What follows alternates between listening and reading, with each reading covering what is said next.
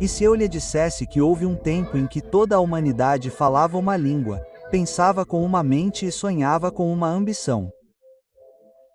Sem barreiras, sem divisões, mas um mundo unido por uma só voz. Juntos, eles voltaram seus olhos para os próprios céus. Com fogo e argila, eles fizeram tijolos mais fortes do que pedra.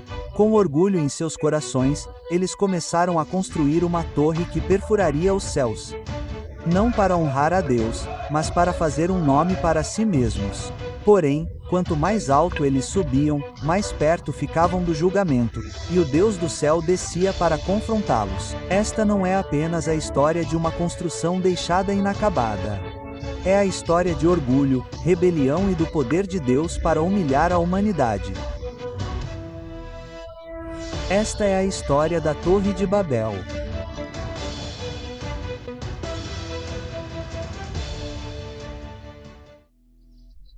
Nos primeiros dias da humanidade após o grande dilúvio, quando Noé e seus filhos saíram da arca, o mundo estava mais uma vez fresco e novo. O dilúvio havia purificado a terra da corrupção e da violência generalizadas. Dos 3 filhos de Noé, Sem, Cã e Jafé, todas as nações da terra seriam repovoadas. Gerações se passaram, e os filhos desses homens se multiplicaram. Por fim, eles chegaram a uma planície ampla e fértil na terra de Sinear. Essa região, mais tarde conhecida como Mesopotâmia, era um lugar de solo fértil entre os grandes rios Tigre e Eufrates. A planície era ampla e plana, perfeita para grandes assentamentos e cultivo. As pessoas diziam umas às outras: venham, vamos nos estabelecer aqui nesta terra. Vamos construir. Havia, no entanto, uma dificuldade naquela terra. Ao contrário das colinas e vales de Ararat, onde a arca de Noé havia pousado, aquela planície não tinha pedras em abundância para serem usadas na construção. Mas a engenhosidade do homem rapidamente resolveu o problema. Eles descobriram que moldando argila em tijolos e queimando-os em fornos, eles poderiam criar blocos de construção fortes.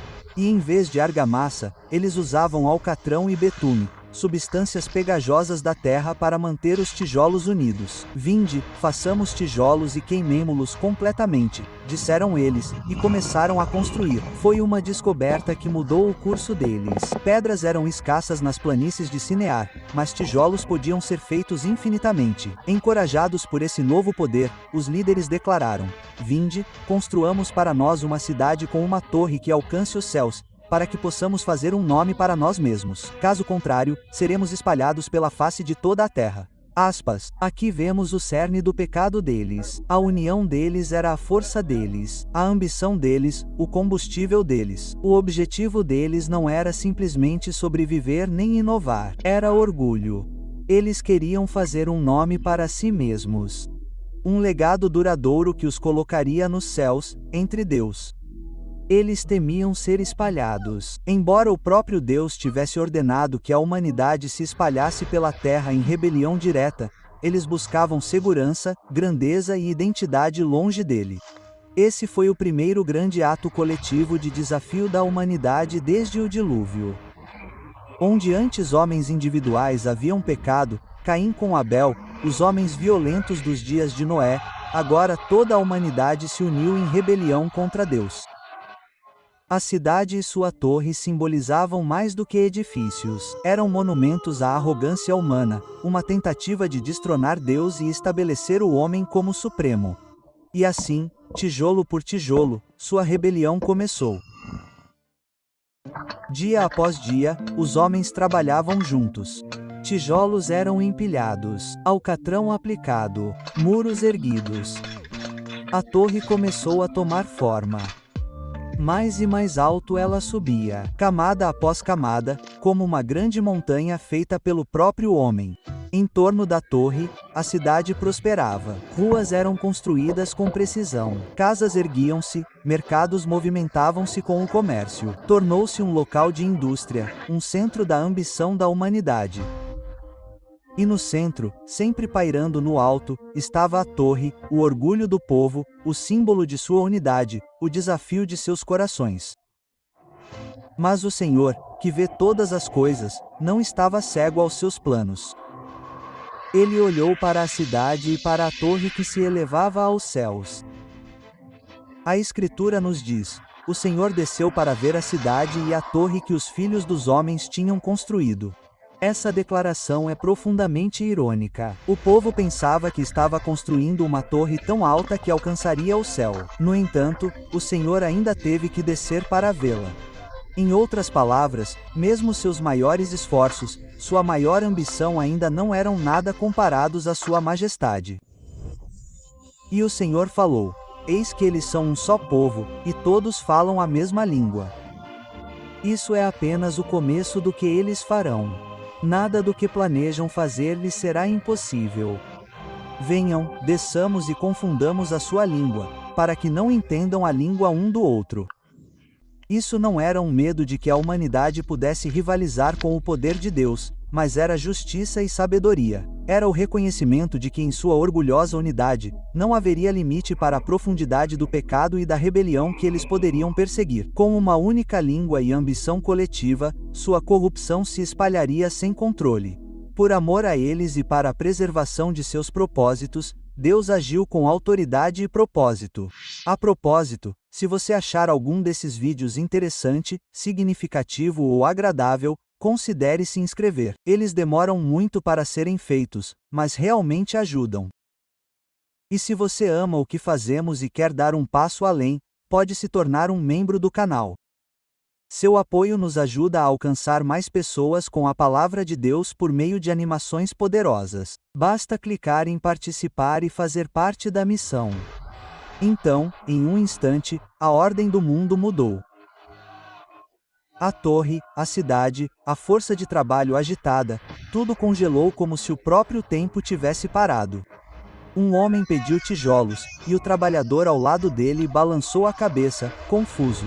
Outro gritou por argamassa, mas ninguém entendeu. As palavras se tornaram sons sem sentido, e as ordens foram ignoradas. Os planos vacilaram. Gritos ecoaram pelas ruas, mas nenhum foi compreendido. Tijolos caíram no chão. Rios assobiaram com alcatrão derretido, transbordando em caos. A turbulência irrompeu onde antes reinava a unidade. A confusão se espalhou. O mercado entrou em pânico. Grupos começaram a se formar. Cada um entendia apenas aqueles que compartilhavam de sua nova fala. O mal-entendido se transformou em frustração. E a frustração se transformou em raiva. Os amigos se voltaram uns contra os outros, perplexos com a repentina quebra de comunicação. A torre, que antes subia firmemente, ficou congelada, incompleta. E assim as pessoas se espalharam, incapazes de se comunicar, famílias e clãs se separaram. Alguns viajaram para o norte, outros para o sul, outros para o leste ou oeste. Eles se espalharam pelas planícies, pelas montanhas, pelas costas e ilhas. Cada grupo levava consigo sua própria língua, sua própria identidade.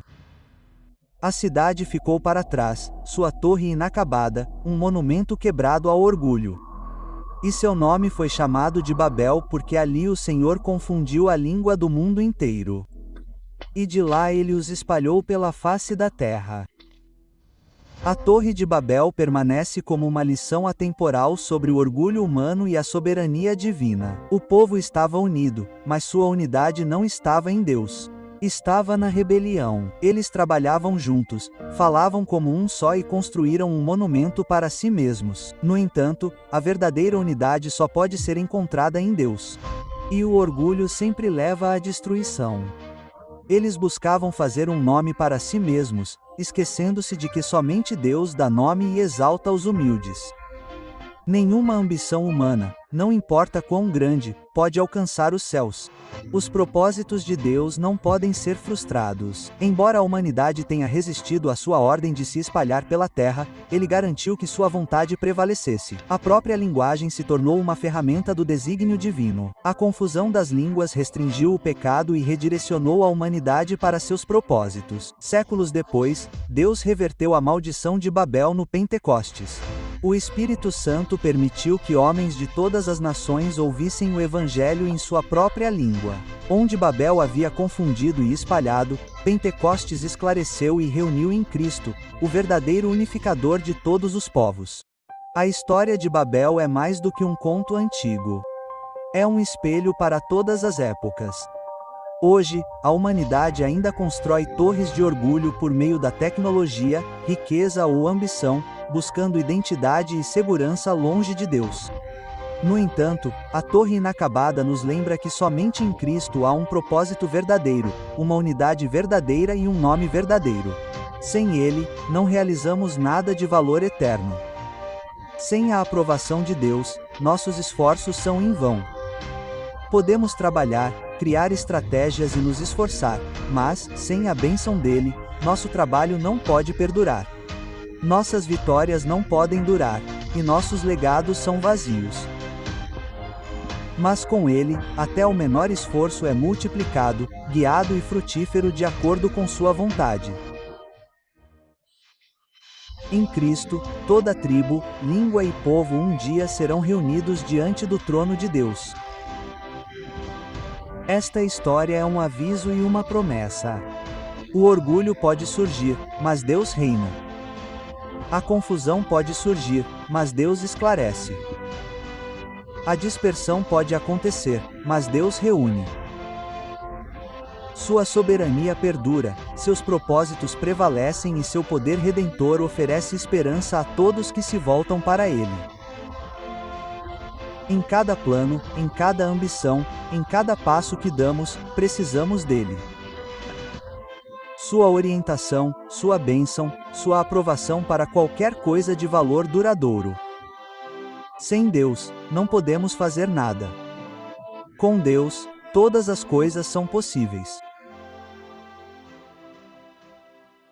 Se você ainda não se inscreveu, não se esqueça de se inscrever. Isso realmente nos ajuda a continuar fornecendo vídeos incríveis como este.